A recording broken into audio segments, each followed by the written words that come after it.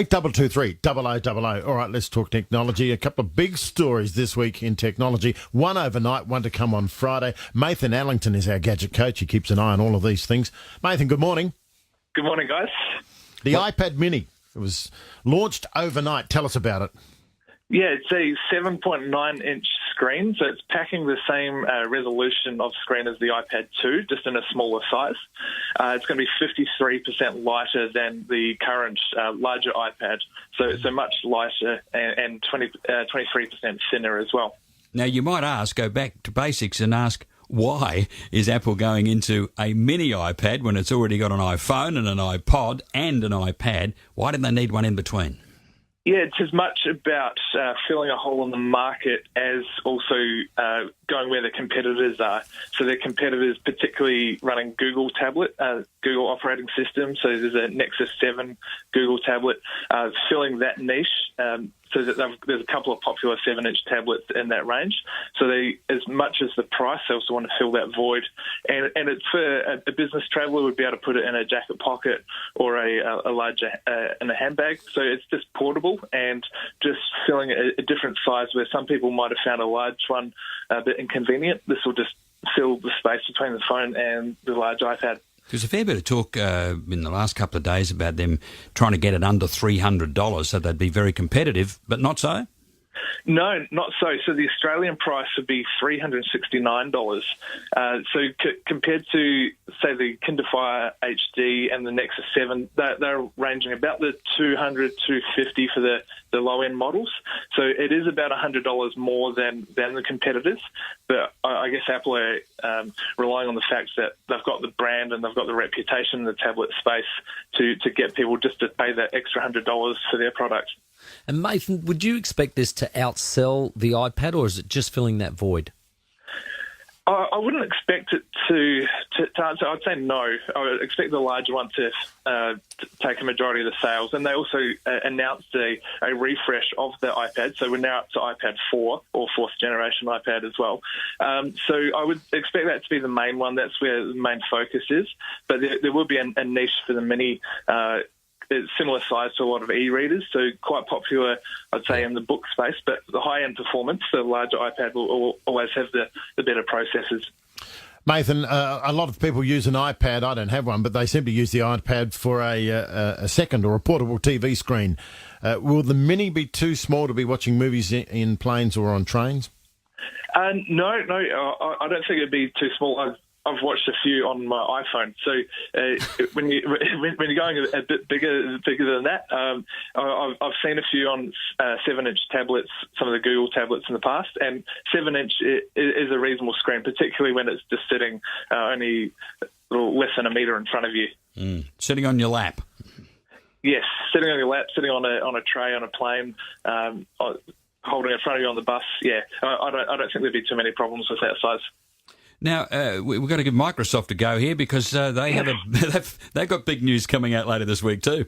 Yes, well, we can't think that the Apple timing is coincidental at all. I think they've been trying to steal the thunder, particularly people weren't expecting the larger iPad. So, yeah, with Windows coming out, Windows 8 coming out this week, there's also new Windows Surface tablet. So it's a major refresh of their operating system, and it'll take a little bit of getting used to. It's quite different to previous versions, which have just been minor tweaks as I've gone through.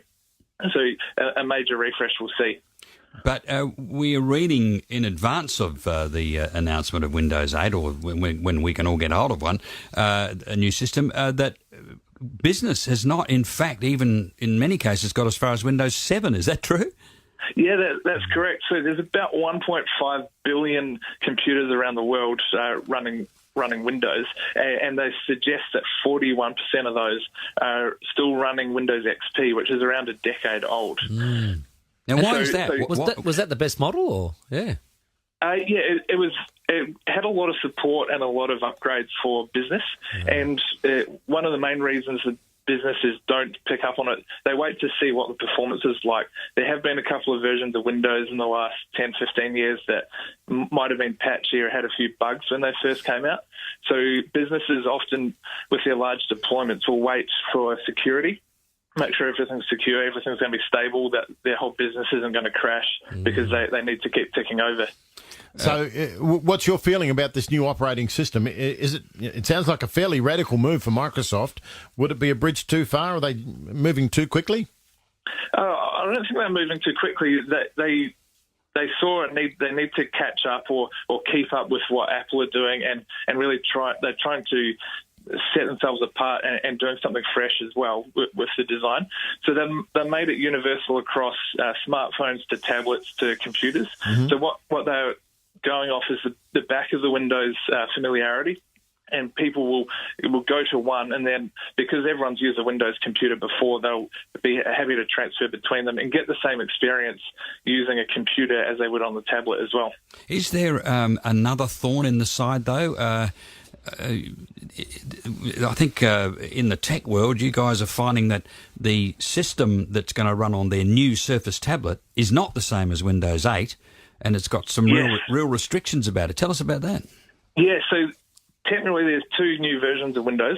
Windows 8 is the one that will run on the computers, and also there will be a Surface, a high-end tablet in a few months that will run the full Windows 8. But the thing we'll see on most tablets is Windows RT. So the best way I can describe it for people who might be familiar, it'd be like using an iPad and then a Mac computer. So a Mac computer, you've got full operation, run all programs, can download. Whereas an iPad is just apps. You can't load other things on there. So in a Windows space, an RT tablet won't run old programs from old Windows.